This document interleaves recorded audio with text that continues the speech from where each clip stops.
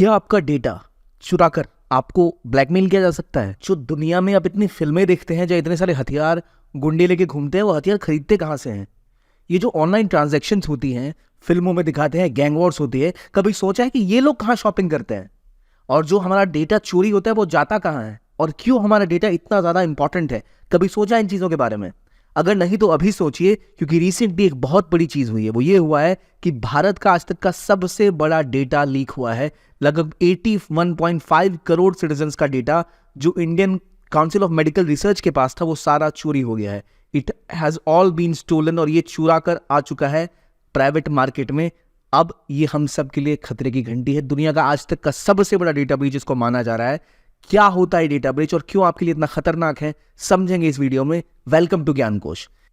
ये आपका private data कैसे आपकी जान का दुश्मन बन सकता है, कैसे सरकार के लिए सरदर्द बन सकता है, और क्यों इतना इंपॉर्टेंट है कि इसके पीछे सीबीआई इस मैटर की जानकारी करेगी, इस मैटर की जांच करेगी, जानेंगे इस वीडियो में। आगे बढ़ने से पहले आपको चीज बताना चाहूंगा, अगर आप यूपीएससी की तैयारी कर रहे हैं तो ओनली आईएएस फिजिक्स वाला के साथ मिलकर ऐसे कोर्सेज लॉन्च करता है जो बहुत ज्यादा अफोर्डेबल हैं। ओनली आईएएस फिजिक्स वाला की तरफ से नए कोर्सेज 2025 के लिए लॉन्च हो गए हैं, जो केवल आपके लिए अभी 11,000 रुपये में उपलब्ध है, जो इंग्लिश में टाइटन बैच के लिए हैं और हिंदी में संकल्प बैच के अंदर है, जो आप ज्वाइन कर सकते हो और आपको बहुत हेल्प मिलेगी अपनी प्रिपरेशन में।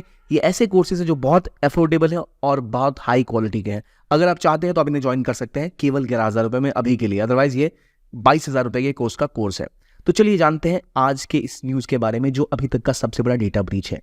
जब डेटा ब्रीच हुआ तो क्या ये भारत का पहला डेटा ब्रीच है? नहीं, लगातार भारत में डेटा ब्रीच एक बहुत बड़ी समस्या बनी हुई है। ग्लोबली इंडिया में बहुत डेटा ब्रीच होते हैं। लोगों का पर्सनल डेटा, आपके फोन नंबर, आपके घर का एड्रेस, आपका ब्लड ग्रुप, ये सब प्राइवेट डोमेन में चला जाता है। इंडिया अभी तक तीसरे नंबर में था, और ये डेटा ब्रीच होने के बाद जो दुनिया में 953 मिलियन डेटा ब्रीच नवंबर में अभी तक हुए थे, और इस बार तो शायद केवल इंडिया में ही अकेले दुनिया का सबसे बड़ा डेटा ब्रीच हुआ है। आईसीएमआर का डेटा जो हमने कोविड के टाइम में जमा किया था, वो सब का सब चोरी हो चुका है। और ये डेटा आपके आधार कार्ड, पासपोर्ट, बैंक डिटेल, हर चीज को डार्क वेब पर डाल देगा, जो एक बहुत बड़ा खतरनाक आपके लिए कदम हो सकता है, जो आपकी पूरी सिक्योरिटी, आपकी पूरी प्राइवेसी को खतरे में डाल सकता है। सवाल ये कि डार्क वेब क्या होता है, कहाँ ये डेटा जाता है, क्यों इतना इंपॉर्टेंट है, ये समझते हैं। जनरली हम समझते हैं कि डेटा चोरी हो गया तो क्या ही हो गया, हमारा फोन नंबर गया, नाम गया, एड्रेस गया, ठीक है, क्या ही हो जाएगा, कोई गोली थोड़ी मार देगा, कुछ ऐसा थोड़ी हो जाएगा। लेकिन ये बहुत खतरनाक है। तो समझना पड़ेगा पहले आपको कि डार्क वेब होता क्या है। जैसे मैंने पहले बोला, आप देखते हो कि हैकर्स होते हैं, चीज़ें चोरी होती हैं, चीज़ें वो उठा ले जाते हैं, लेकिन ये होता कहाँ से? वो हथियार कहाँ से खरीदते हैं? ड्रग्स का जो व्यापार होता है कहाँ से होता है?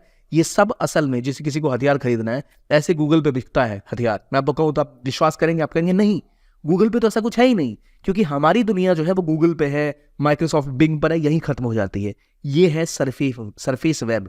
याद रखिए, वेबसाइट्स को मॉनिटर करना, इंटरनेट को मॉनिटर करना बहुत मुश्किल काम है। जिस इंटरनेट को हम जानते हैं वो बिल्कुल अलग है।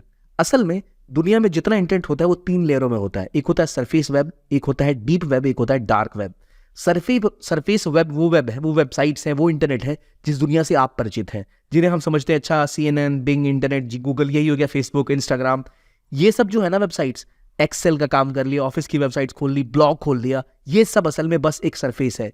ये तो केवल 4% है जितना इंटरनेट है उसकी दुनिया का।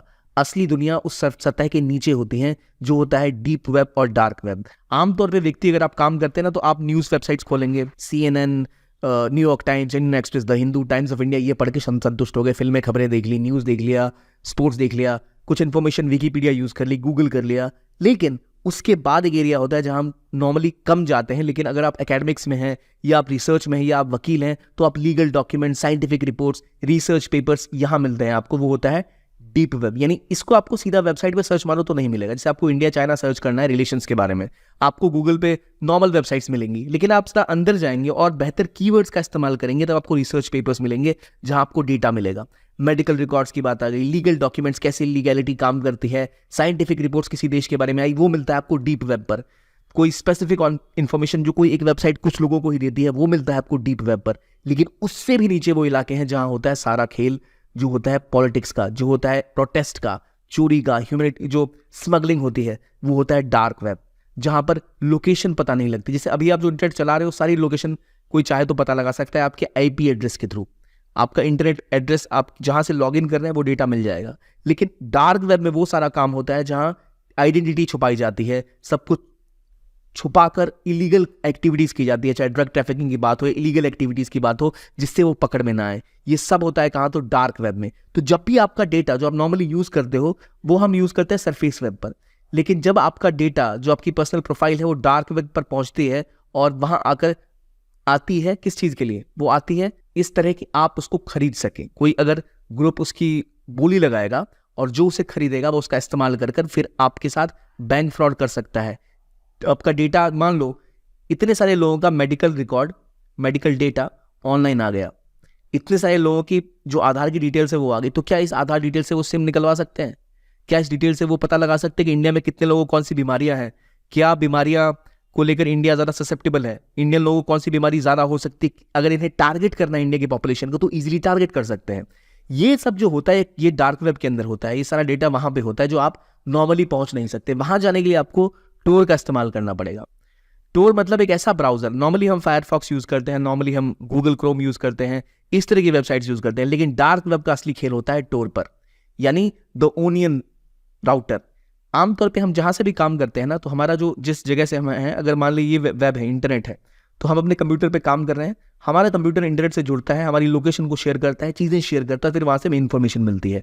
टोर एक ऐसी चीज़ है जिससे अगर आप किसी भी चीज़ में एंटर करते हैं तो पहले आपका क्लाइंट एक एंट्री गार्ड पे जाता है, जो टोर है आपको लेता है, फिर वो आपके सिग्नल को, जो नेटवर्क है, उसको कहीं और भेजता है, किसी और जगह वो दिखाता है। इसको लगेगा कि नेटवर्क यहाँ से आ रहा है, फिर ये कहीं और आएगा, इसको लगेगा नेटवर्क यहाँ से आ रहा है, और इवेंचुअली जब फाइनल डेस्टिनेशन जिस वेबसाइट तक आप पहुंच रहे हैं उनको ऐसा लगेगा कि आपका जो कनेक्शन है, जो व्यक्ति कनेक्ट हो रहा है वो कनाडा से हो रहा है, जर्मनी से हो रहा है, जापान से हो रहा है, क्योंकि रैंडमली जब आप इससे कनेक्ट करते हैं एंट्री गार्ड पर तो वो आपकी लोकेशन कहीं और दिखाता है, आपकी पूरी आइडेंटिटी एनोनिमस रखता है, नहीं पता कि आप कहाँ से आ रहे हो।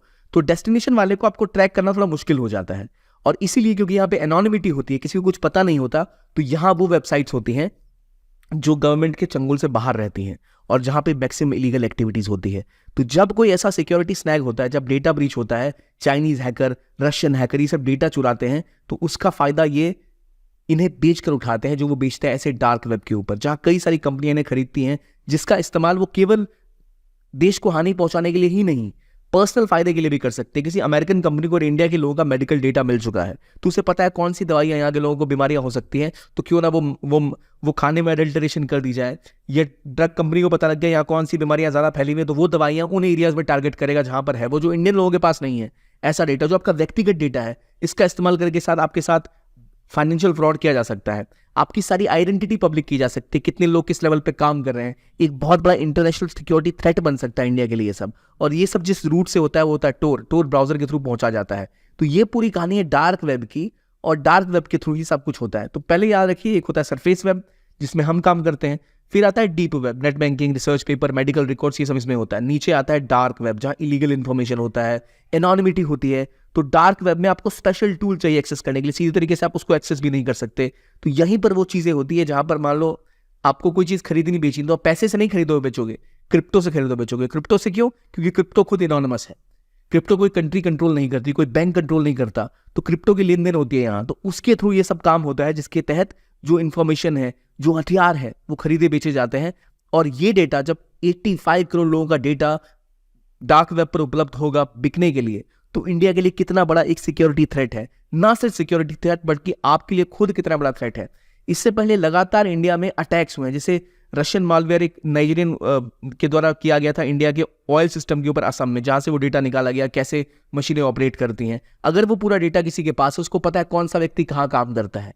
तो जो न्यूक्लियर फैसिलिटीज में काम करते हैं, जो हॉस्पिटल्स में काम करते हैं, जो इंपॉर्टेंट स्पेसिफिक जगहों पर काम करते हैं, उनके खिलाफ वो जासूसी करके उनसे डेटा निकलवा सकते हैं, उनको ब्लैकमेल कर सकते हैं।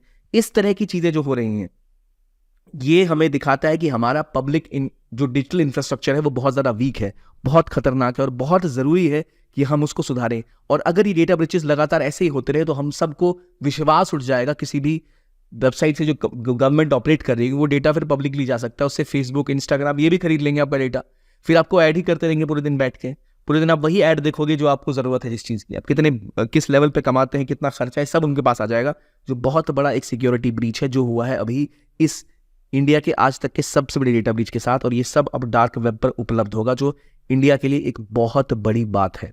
और इसे ठीक करने के लिए अब सीबीआई इसके ऊपर जांच करेगी। सीबीआई इन्वेस्टिगेशन करने के बाद क्या बाहर लेके आती है, क्या रिपोर्ट की जांच निकलती है, कैसे ये डेटा बचाया जाए, लेकिन सबसे इंपॉर्टेंटली कैसे इंडिया के डिजिटल इंफ्रास्ट्रक्चर को इतना सिक्योर किया जाए कि आगे ये अटैक्स ना हो, हमारा इन्फॉर्मेशन इतना सेंसिटिव जो है वो पब्लिकली अवेलेबल ना हो, तभी जाकर हम बेहतर इंटरनेट, बेहतर सेफ्टी इंश्योर कर पाएंगे हमारे लोगों के लिए। और बहुत ज़रूरी है कि इसके अलावा हम डार्क वेब को भी मॉनिटर करें, यानी एआई और मशीन लर्निंग का इस्तेमाल करें।